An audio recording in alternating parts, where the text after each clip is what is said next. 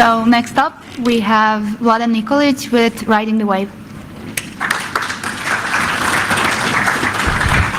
Thank you very much. So, hello everybody. I like to see a lot of people. It is interesting probably that people are still drinking rakia from last night. So I hope soon they will show up when, as soon as they are awake, and it will be fun for them, because in the end we will have big beep which will wake them for sure. So what are we going to discuss today?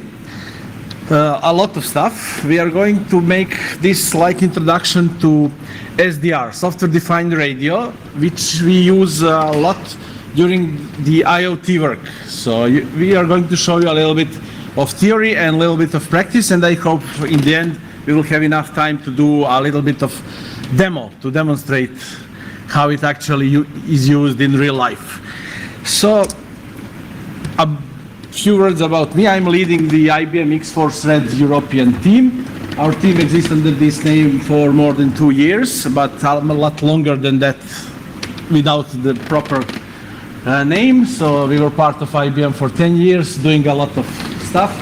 My personal expertise is electronics, embedded IoT, and SCADA stuff, and I like to hack vehicles. And also we are doing SCADA stuff, which also use a lot of radios. So that is interesting when you capture stuff on the long pipelines that nobody expected that you can do. So we'll start with short history of radio because it is fun, and I believe that you already saw those guys in the hallway just when you enter the premises on the right side. There is a radio club from Zrenjanin showing all the equipment of radio, and they were having some demonstration last night. So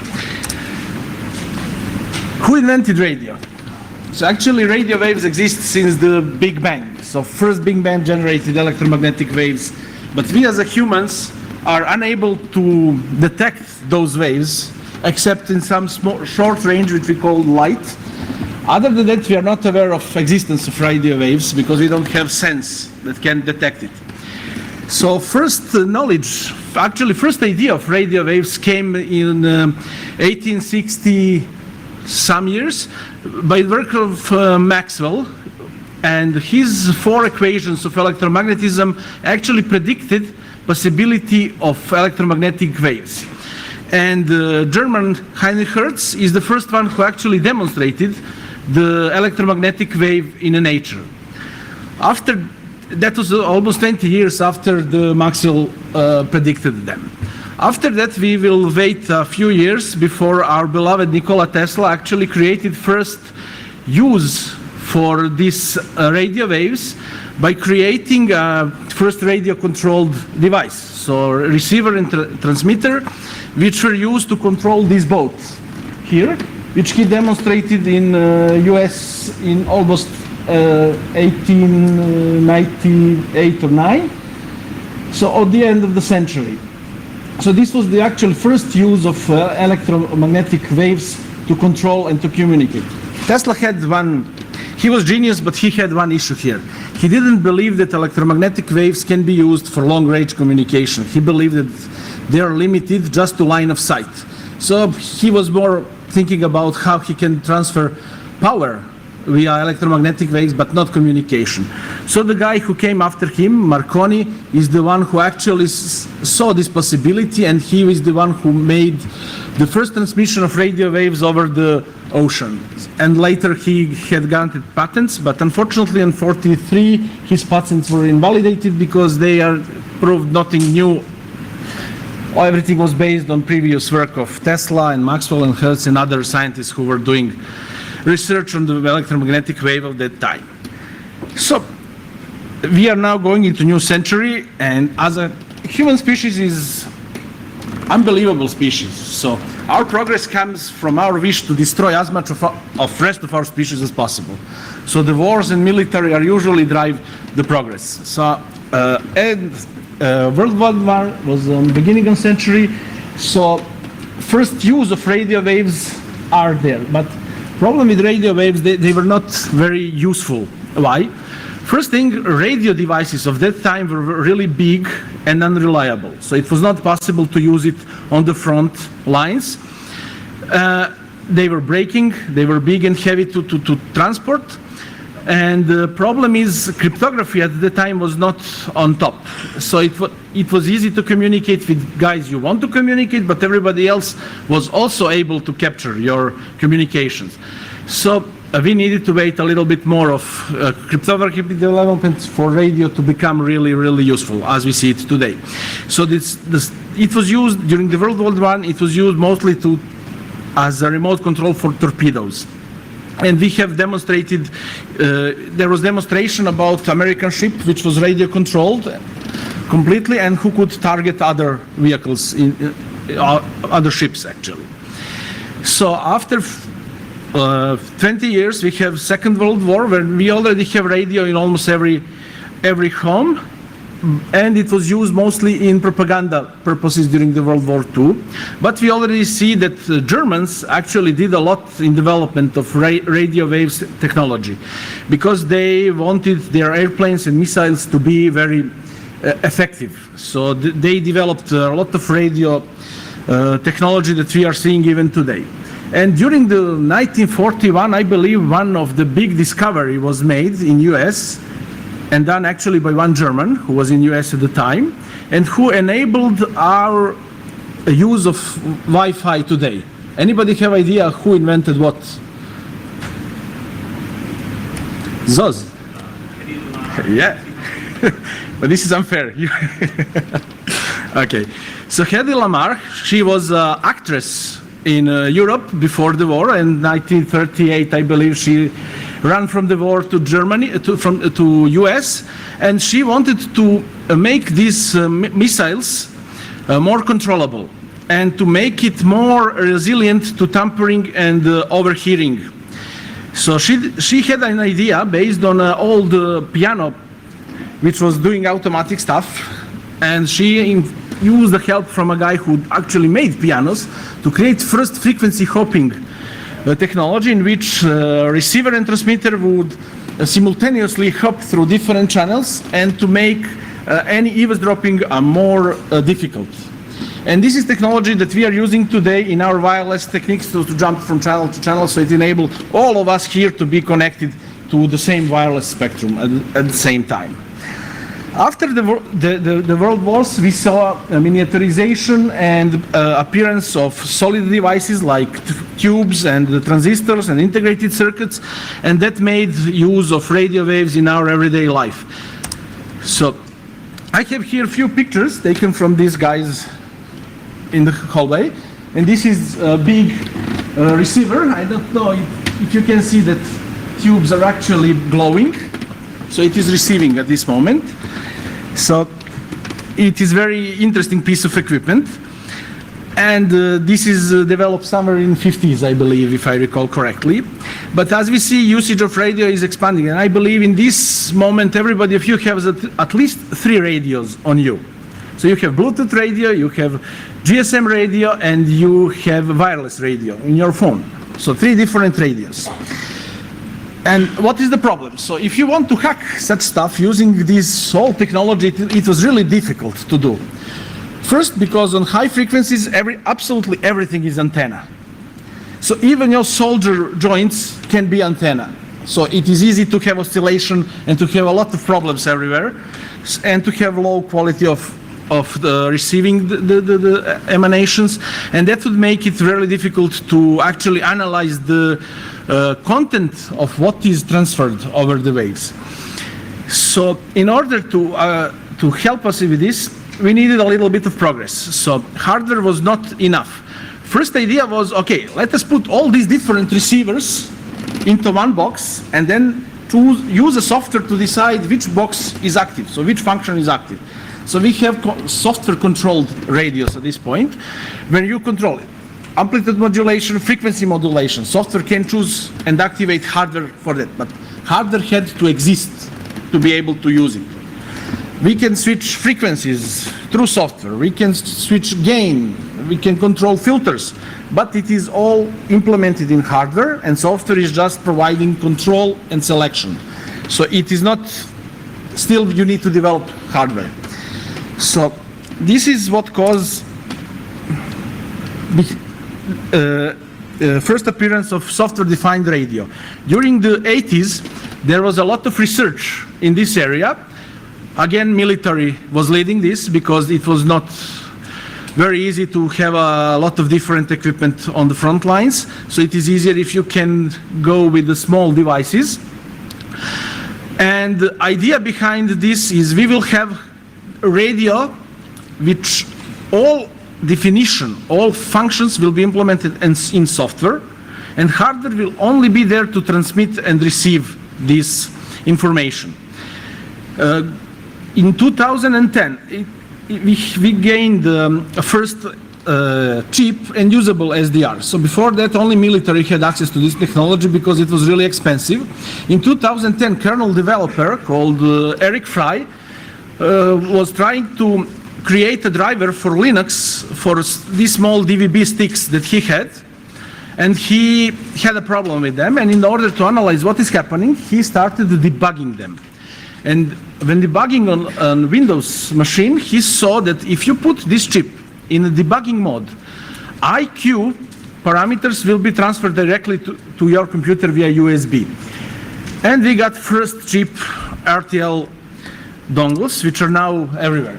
So how is this, what is this IQ parameters that are sent? So first idea is to, every wave can be sampled into two times more than frequency to gain the amplitude and frequency of the signal. So that's Shannon theorem for selecting. But if we do it a little bit differently, thanks to this small math here, which is simple, we say that every phase modulated signal can be represented by two components which are 90 degrees off the phase, which is called quadrature. So if we sample the signal in 90 degrees with two samples which are 90 degrees in phase, we will be able to reconstruct this signal. It is not exactly 100% sure correct when you have amplitude modulation in addition to frequency phase modulation, but it is close enough for all practical purpose. So this is why we call it narrow band signal. So for what it is okay for narrow band signals in which modulated frequency is much lower than actual carrier frequency. So thanks to this math, we have two components, I and Q. I is in phase component and Q is quadrature component, which is 90 degrees moved. And this enables us to reconstruct every possible signal in our software model, in algorithms. So this is what actually makes SDR possible, this simple math. So thanks to this, we now have a lot of different devices which can actually be used to transmit and receive radios. So we have, I believe for $10, you can order from your favorite Chinese supplier, delivered. And problem with these devices is they are listen only. So they can receive signals, but you will not be able to inject signals back. It is easy to overcome. If you have Raspberry Pi, by addition of small wire to port GPO18, which is PWM, hardware PWM, you can make Raspberry Pi to actually inject electromagnetic waves back. So by combining this with a very, very cheap device, which you have already, you can actually retransmit. So this is very common used for sniff and replay attacks. So you will saw later that if you have a knob, for example, for car, some of them are not implemented properly. So if you're just listening to right frequency, you can capture the signal to unlock the car, save it, and replay it later. So you can capture with this and replay with your Raspberry Pi with just additional wire, and it will unlock. So receiving only is fun, but obviously we want to have ability to also inject signals. Thanks to Mike, who developed HackerF1, we actually have a relatively cheap device. I have one here.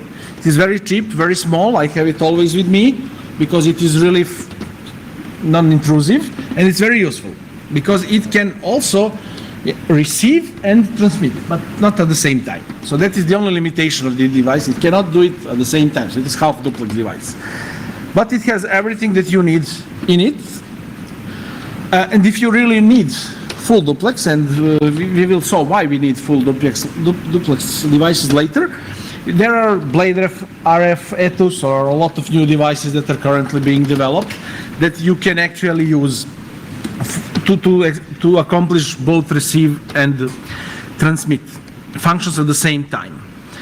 So, and you see this box is really small, it fits into my bag, and I never have problems on customs. I have problem if I try to put this, but no problem with this, and with this I can overtake the airplane actually. With this I can just drink it or spit water on you, whatever.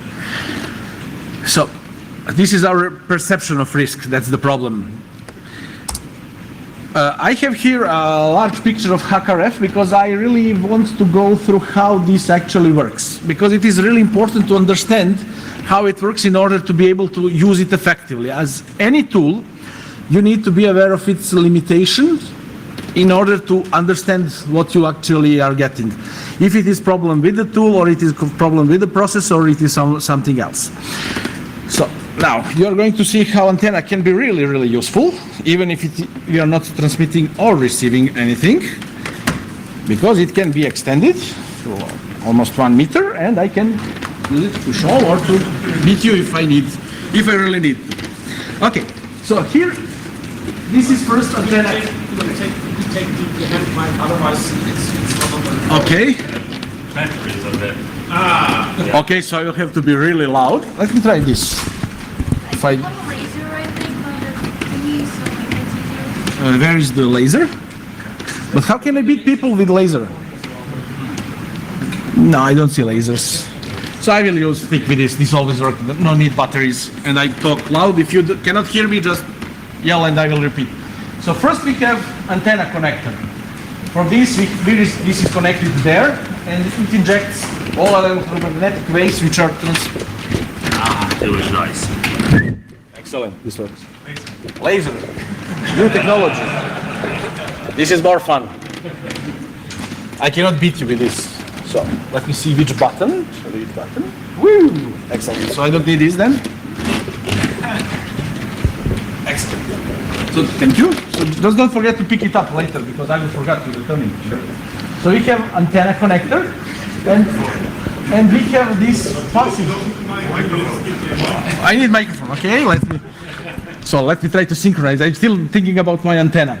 Okay, so yeah. Can you hear me now? Yes. Excellent. So we have antenna, and we have few passive devices here which are just used to condition the signal that we are receiving from antenna. We know, you know that antenna must be matched to impedance of the input amplifiers in order to avoid problems. And then we have first step in our process, which is this piece of hardware here. This is all actually RF module, and it processes radio frequency module. So the signal comes to this local oscillator, and it is down mixed to 2.2 to 2.7 gigahertz. So whatever frequency we are capturing here, it will be shifted to this range, 2.2 to 2.7 gigahertz. And then after that, it will be processed by this baseband transceiver, which will actually pick up the signal, do amplification, filtering, and whatever needs to be done, and move it from this intermediate frequency to baseband frequency. Baseband frequency is close to 0, so it is actually from 0 to whatever number of samples per second can this device give. And this device is actually quadrature ADC and DAC. So when your signal comes in, it goes here, here, here, and then comes here in analog mode. This device here will convert your signal into I and Q parameters very quickly and provide it to the bus. This device here is a big Xilinx Fpga, which is actually doing acquiring. So it is really quick, and it is used to synchronize all communication between computer, which is connected to USB port here, and the radio receiver here. So this is main device used for control. This is glue logic between the analog world and the digital world. And we have big ARM core here, which controls the complete process and provides USB communication to the computer. So we have radio frequency signal here, and it enters enters there and exits here as I and Q parameters transferred over the USB port. So when we are doing sampling, we are pretty much limited by speed of USB port. So in this case, since we have USB 2, that is about 20-21 megasamples per second, and although this device here can provide a little bit more, this is practical limit. So you will never be able to do more than 21 megasamples per second, even in ideal conditions. So we are saying 20 megasamples per second is what is expected. So that gives us 20 megahertz of bandwidth that we can scan. And when we are going the other way, so when we are producing the signal, we are going to inject our I and Q parts here. It will be processed, transferred, converted to analog, converted to radio intermediate frequency, and then this chip will be putting it into the expected frequency and send it to antenna. What is the problem? So when we are receiving stuff, it's not really a problem. If our antenna is not matched properly to our radio parameters, it will create bad reception, but that's it, usually. Only problem is if you have too strong signal here, we might make some damage in this part here. But when we are transmitting, and if we turn on gain, we can actually do a lot of damage because antenna must be better matched to avoid having power reflecting back into the RF circuit. So we need to be a little bit careful, especially when we are doing sniffing. If you are too close, we can actually fry our circuit. So avoid setting gain in the beginning if you don't have to. So keep the gain to the lowest limit possible. And there is other problem with gain is that usually we are not licensed to transmit on specific frequencies. Later we will go through some of the frequencies, and you will see that we are allowed to transmit only on 27 megahertz, which is called citizen band, and everybody is allowed to transmit without license. All other are usually heavily regulated, and you're not allowed to transmit without proper shielding and minimal to avoid any interference with real devices out there. Okay. Is there any question about this part so far? You're sleeping? Okay, nobody need to be beaten. Okay, excellent. Okay, so now we have our hardware developed, working, and now we need a little bit of software because our radio is all defined in software at this point. So in order to make it work, we need a piece of software. So the one that is most commonly used and most versatile is actually Gnu Radio Companion, which is available, I believe, in almost every Linux distribution that I have seen so far.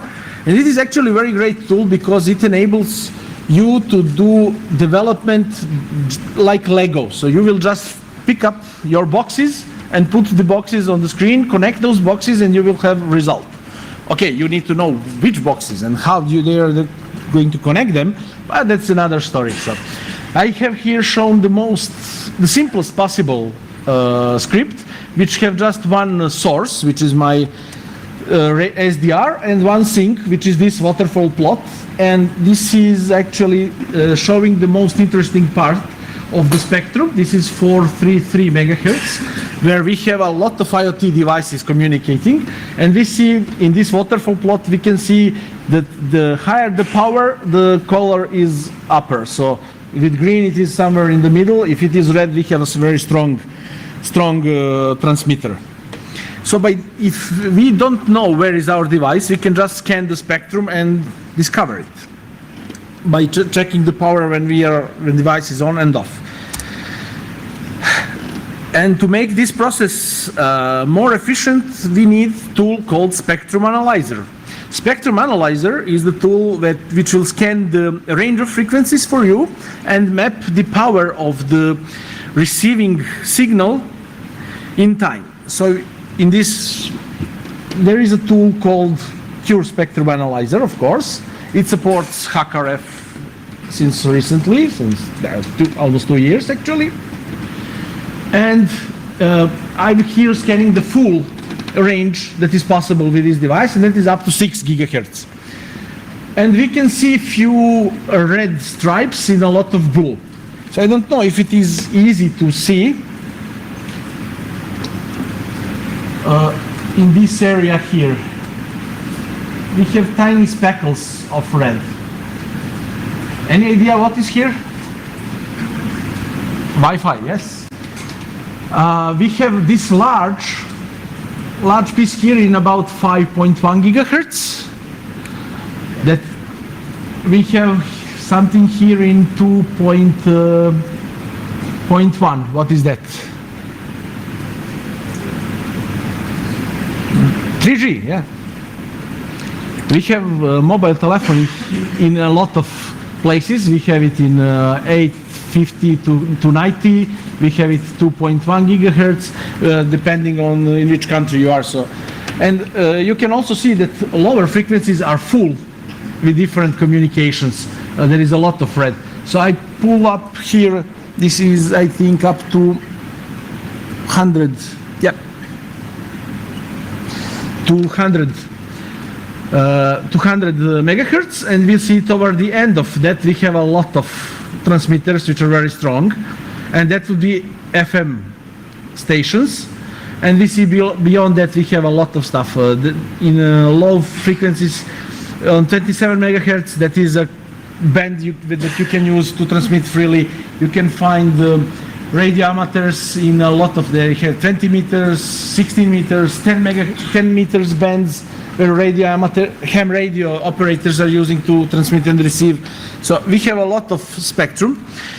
And sometimes if we don't know what our device is working, we need to do the scan and to find where the device is actually generating electromagnetic waves, in which band. There are tools which can help with decoding. So if you manage to capture your electromagnetic waves, you need to be able to analyze them and to collect information which is actually transmitted over those waves. Here you can see this is different FM stations, and this tool is called GQRX, and it can automatically do some decoding for you. Amplitude modulation, frequency modulation, telegraph. So a lot of stuff can be decoded by this tool automatically. So you just position your filter, select frequency, and you can hear the radio. So we will. Can you turn on the microphone? So I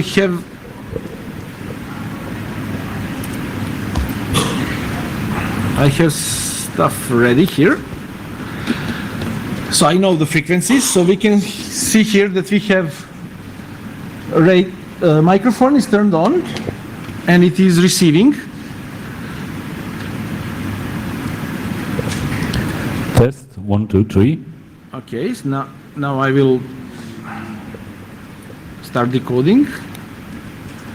Testing 1, 2, 3. Okay, it's too quiet. Too quiet. My laptop is too quiet. It's generating, but it's never mind. Okay. But you can see how when he's talking, we see a lot of shifting. So this means that it is some kind of frequency modulation, probably FM. And now he is silent, and we are on base frequency. So it is relatively easy to analyze what you are getting. But unfortunately, this laptop is too quiet to show you this in real. This can be a lot of stuff. So you sometimes have different transmitters and receivers in the same range. So we can also capture that one. Just position the cursor to frequency of that device.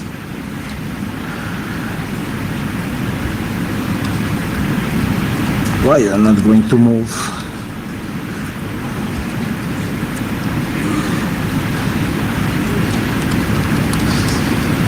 Let me see, I lost it. It is some sideband of the microphone. So when he turned off the microphone, he disappeared. So it was some reflection somewhere. So that is the problem with radio waves. They have reflection. They have different channels everywhere. So sometimes that was SDR sharp. That's Windows tool. Because on this machine I have only Windows, unfortunately. And these devices are not working really great with virtual machines because you need high-speed USB, and if you are doing anything serious, don't use virtual machines. It's useless. Okay, so you can listen actually to a lot of different stuff by this. I have few guys near my home, and they are really funny, and they talk to each other almost each day. And whenever I'm bored, I just tune to their frequency, and I laugh because they are crazy. And I'm not sure if they are aware that anybody else is listening to them, but they're crazy. There are a lot of different softwares. So when you capture, you sometimes need to do decode of your signals. There are some tools which will help you. One that I like the best is in Spectrum. So when you have, this is some frequency modulated signal, we have two frequencies when device is on, then off, then on. So this can be something like OO key, so on-off keying. When you press the button, you have one frequency, and when you release the button, there is nothing, or something like that. So with this device, you can easily analyze the spectrum, and you can actually decode by positioning the cursor and providing some additional information. You can actually get the signal reconstructed. You can also do the same with GNU Software Radio. So everything that we are seeing here can be done with GNU Software Radio, but problem is in GNU Software Radio, you really need to know what you are doing. But it is really versatile, and you can create decoders for absolutely everything after you become aware what you are decoding. There is a baud line, which is very good for analyzing spectrum. So when you capture some spectrum and you want to discern if it is specific kind of encoding, so it is quadrature or B-phase key shift or whatever, this is a tool that can help you great. And one of my favorite, it is Ultimate Radio Hacker. That tool will do everything for you automatically for protocols that it supports, and it supports a lot of protocols. So and with this tool you can actually do a fuzzing of the radio waves. So it supports fuzzing. So that is something that I find really interesting in our normal work. So now we have hardware, we have software, and we have an idea of device that we want to access. But where are we going to start? If you were here before we started presentation, you might overhear my conversation with those guys when I was asking them which frequency your microphone is emitting. And he told me, oh, 635. Because at this moment I cannot retrieve this information.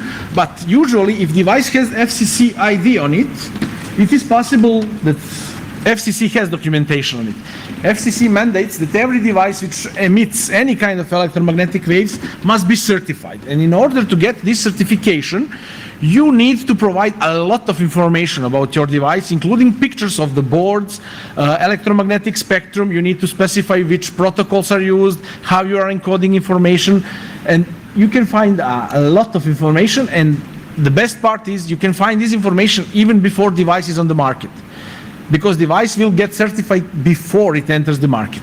So if you plan to test any device, you can discover this information and be ready. So when device is on the market, you can be really quick to discover problems with it. Sometimes you will discover problems even before you have device by just reading documentation. And problem with the FCC site is it is really difficult to navigate. It is nightmare. So there is a guy who created FCC.io site, which actually has only search box that you can use for searching. And it will provide you, it will go for you on the FCC site, search for information and provide you direct links. So you can just click on link and get your reading stuff. But there is a lot to read.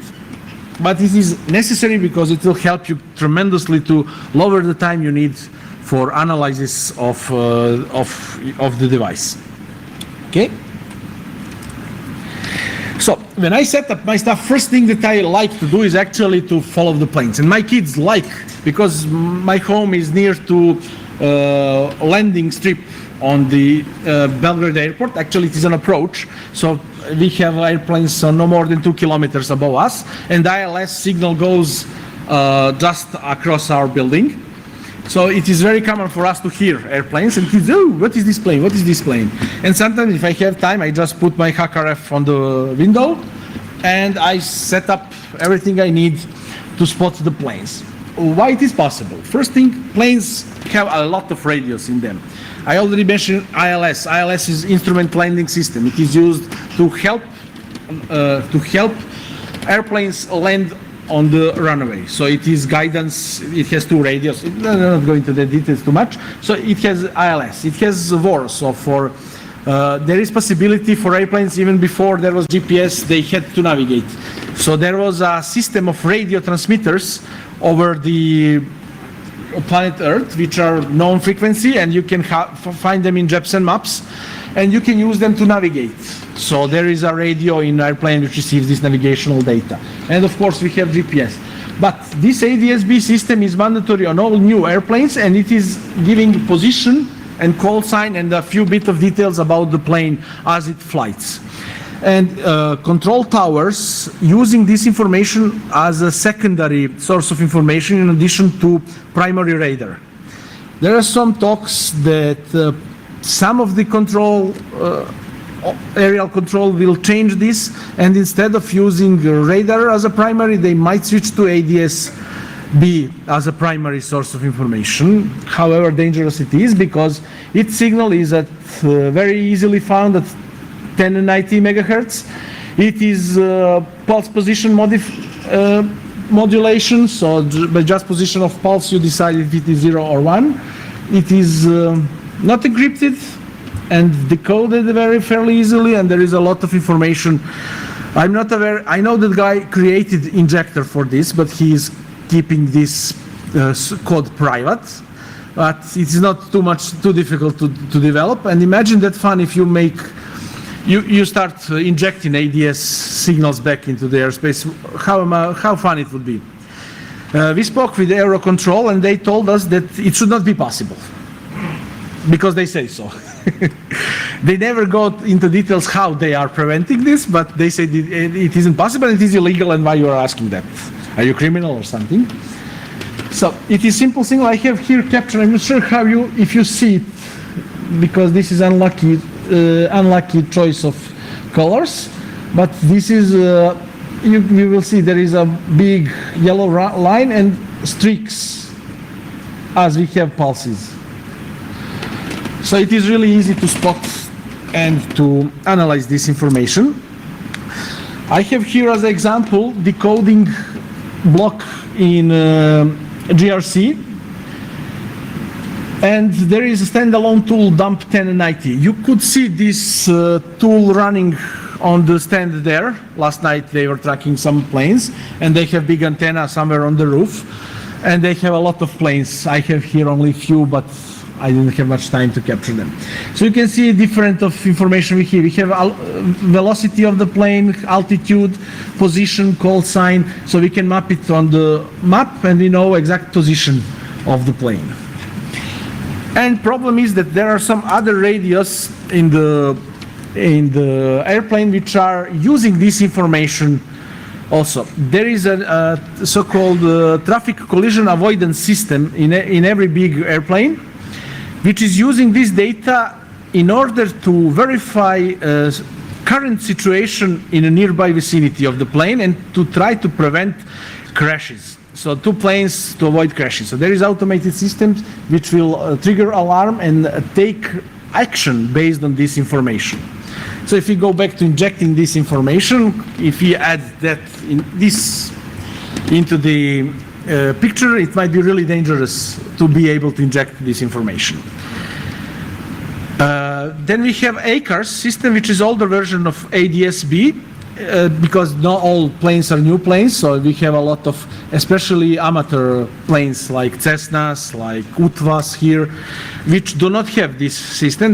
They have older ACARS. It is a simpler version of ADS-B, and it is also easy to decode and track. It is amplitude modified signal, modulated signal, and it uses 131.5 megahertz for communication. Okay. So, those you still there? Yes, you ruined my presentation yesterday. Yeah. So, for a project that we were doing, we had a device to test an IoT device, which is used to transmit, among other stuff, also location of device in order to control the target. So the idea is to enforce geofencing, like on dogs, for example. So when you want to know where is your dog and to know if your dog ran out of your yard, so you can put him on collar, small device, and you can also set in the application a perimeter when he's allowed to go. And as soon as device leave this perimeter, you will get alarm that your dog ran away, or even in some sadistic cases you can shock the animal or what. It is used for training of big and dangerous animals, not on dogs, I hope. So we needed to verify a lot of stuff. A lot of stuff was related to radio devices, and among one it was GPS. We did this somewhere in 2015 and 16, so we didn't have a lot of information, and unfortunately the tool that we have now was not mature. Actually, we didn't know even existed in that time. So we needed to analyze GPS system and to analyze and to understand it in order to create tools that we needed at the time to spoof the position. So all these pictures are generated in the last few days, so they are not. But the idea about GPS system is that by knowing your position of few stationary locations, and by knowing your exact distance from these stationary locations, you can triangulate your own position. In this case, we have 34 satellites which are currently deployed. Although I believe 30 or 31 is actually needed, and the rest is spares in case of malfunctions or needed to do some maintenance on them. You can just move another satellite in place of the one that needs to be worked on. And you need actually to see only 4 of them to get precise lock on your position. But as everything, the more you have, the better precision you have. And in order to have stationary satellites are not stationary, they are circling around the planet, and we are moving around the planet. So in order to know exact location of the satellites, our receivers need to have this data. So this is called almanac, and it is created, devices downloading them. Our phones can use wireless to download almanacs from providers. So that is when you have assisted GPS. So you don't receive this information directly from satellites, but receiving them from providers. And you need to have precise time measurements. So this is what is needed. So when you have, we will see later on the section. So we need to have this information to be able to locate. Every GPS satellite emits 2 signals. One is for public use. So this is the one that we are using. And there is another one which is for military use only, and it has protected access. So GPS signals are emitted on 2 frequencies, 1575.42 megahertz and 1227.60 megahertz. And we have a CA code, it is course acquisition code. It is the first signal that your device will capture from the satellite, and it will provide ability to locate other satellites. So during this code, you will be receiving ephemeris table for this specific satellite and almanac for all others. So it will give, every satellite know where are the others, so they will transmit this information to your device, and it takes about 1.5-2 minutes to transmit this information to your GPS receiver. So this is why when you turn on GPS, it will not locate instantly, but it will first need to verify time on multiple satellites, because we do not have atomic clocks in this. Otherwise, this would cost probably 100,000 euros, not 1,000 euros. So we have only simple crystal clocks in this, and on satellites there are real atomic, very expensive clocks which are very precise. And by using some communication tricks, this device will synchronize to that clock and have exact time. And after acquisition of first satellite communication, it will download the ephemeris table of that, and it will know location of other satellites. It will quickly connect to other satellites, take ephemeris tables which are precise. So almanac is just rough. Ephemeris tables for a specific satellite is very precise. It will collect all this information, and after 5 minutes, as we saw yesterday, your device will have full lock and know its exact position. So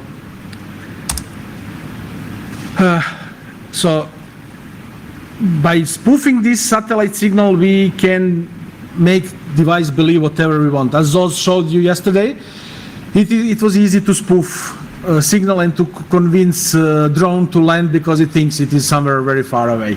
So we did something similar, but we were sitting in UK, and we convinced device that it is actually in Egypt, in Cairo. So it was very funny because when we did this, I had my phone turned off, but my colleague, who was unlucky, didn't do it because he had iPhone and he couldn't disable location service, and he was locked on the Egypt. And problem was that after this we needed to go back about 100 kilometers to have a meeting with the customer. So idea was, okay, we will sit in the car and go, and he started to navigate, and his navigation is still locked to Cairo. Okay, we have a problem. Okay, he knows first half of the way, so we are, okay, let us start. Unfortunately, I didn't have GPRS because I was in roaming, and I couldn't use my navigation, so we were in a bit of trouble, but in about half an hour, his device recovered, managed to download proper ephemeris tables and synchronized clocks and everything, and we managed to navigate second part of the road without problems. We did our meeting, we had everything. He came home, and about 10 p.m. he called me, why my weather say it is 30 degrees and it is November in Portsmouth, it is -1 degree outside. Sorry guys, I don't know what happened. So it is really, it can be really funny, and this is actual real log from device after we had locked. So you see that it was November, it was -1 outside, and device was 100% sure it is somewhere outside of Cairo. So as a consequence, this is actually a picture of weather that my friend had on his phone at the time. So you can see that we have changed our position from, I think, something to something else. So, yeah, by just spoofing the position. What we also notice is that time is a little bit different than we expected it to be. So this is the picture I took yesterday while helping Zoz prepare demo. So it was 17:05, but GPS time saying it is 3 minutes after the midnight. And yesterday was 15th, not 14th. So for all practical purposes, if I allowed my device to synchronize time to GPS time, not to GSM cell, I would have completely wrong time on my phone. And imagine some financial institutions are using actually NTP servers in their infrastructure to synchronize the time, because there are regulations which say that banks or all other financial institutions must have precise time of transaction up to 100 milliseconds. And they are using NTP servers which are connected to GPS receivers, very common.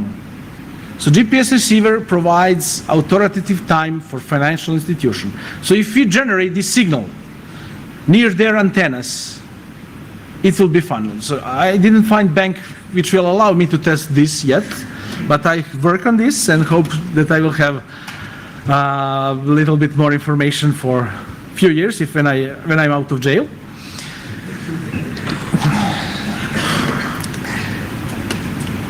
There are some stuff that you can do to prevent this kind of stuff by monitoring your device and don't allow unexpected jumps.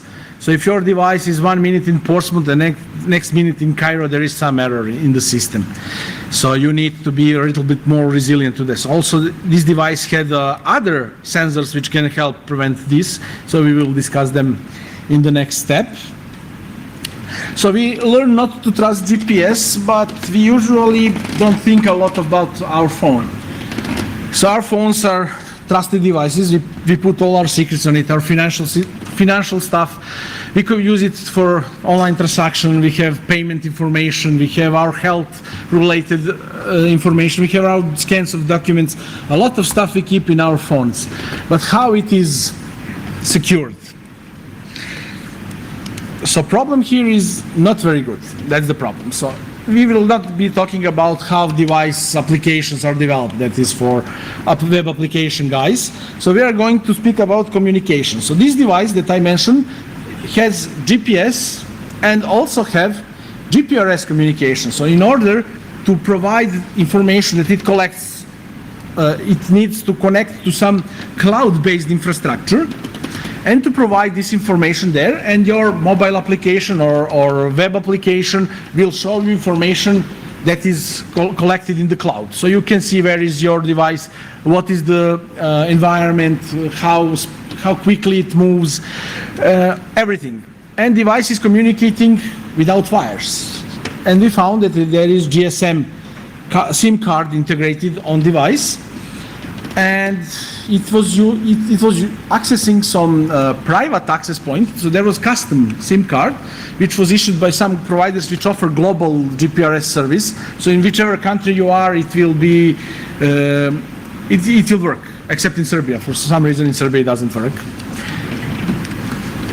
So that was the problem with the testing, because I was back from UK and I needed to test it in Serbia. So what I can do? So I decided to spoof GPRS access point for it. So using Blade RF and the 8 BTS, I created a specific cell which I control, and by analyzing firmware from device which we have successfully dumped before, we discovered what is the APN and which credential device is using. By analyzing integrated SIM card, we discovered the mobile network and the mobile country codes, which we needed to set up this fully. So device thinks it is in its native network. It sees its APN. It can authenticate to APN, so it can communicate freely. But on the other exit of that node is through my machines. When I sniff the traffic, I redirect the traffic, I manipulate the traffic, and I did all the bad stuff to this traffic, thanks to not properly implemented certificate pinning, not certificate verification. They were trusting their IPN is private and nobody else can spoof it. And problem with this, we were locked only to 2G networks. That was a problem at the time. There was not possibility to simulate any other network. I believe now they say they support LTE also. I haven't verified it, but I will try soon because they asked us to do this again. So we will probably be checking if it is possible to support this. So as a result of this sniffing of the traffic, we actually managed to collect information which devices used to connect to cloud infrastructure. So we managed to discover authentication details, authentication scheme, authorization scheme, and we were able to do whatever we wanted. We discovered the algorithm they used to generate all of these based on the device serial number. So if you know device serial number, we created some Python scripts that you just enter serial number and you get everything you need. So you can just emulate this device and tell to guy who is looking at his phone where is his device, that his device is somewhere completely else. So we didn't even need to spoof GPS. We can just intercept MQTT traffic and do whatever we want with it. So I guess we are almost done. So just one more slide. So about GSM sniffing. So I showed you how you can sniff when you can inject yourself as a rough node. There is other possibility which is much more difficult because you need to know exact channel on which device is communicating. And using GRGCM and Wireshark, you can actually sniff communication, including voice and SMS traffic that goes from the phone to the devices. You are using very weak encryption, A1 or A5, which are all broken, and there are decoders for that publicly available, so it should not be a big issue of getting this. So, thank you. If there are any questions.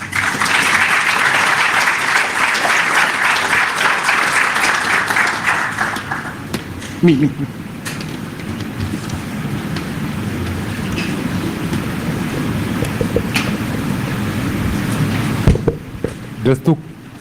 Just two quick comments. If you're a cheap bastard like me and you have Airtel SDR, you can calibrate its frequency using the GSM signals. Your clock in Airtel SDR won't be perfect, but there is a calibrate program which will listen to the GSM clock and give you the PPM of your local oscillator, which will make your Airtel SDR even better. And are you aware of FL2K, Osmo FL2K, the VGA DAC on USB free, which is probably the cheapest way to generate signals? Very low power signals, but You cannot beat one wire on Raspberry Pi by price. that's true, but this is the alternative. Thank you. Yeah, thank you. So you have here this tool. I also am showing it here, used for calibration. Okay. Okay, any other questions, comments? Yeah.